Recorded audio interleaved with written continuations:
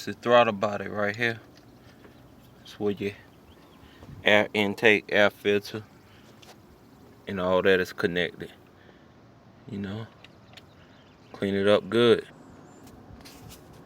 As you can see, I got the throttle body off now. You can see how all that gunk, this was causing your car to have a rough idle. You know, clean it up with some throttle body cleaner. I might even clean the mass airflow sensor that's on the inside. But if you clean this stuff, you let it dry out. You know, take a toothbrush or a laminate brush or a white terry cloth and you good. 2006 Grand Marquis Throttle body cleaning. Same way you take it off, same way you put it back.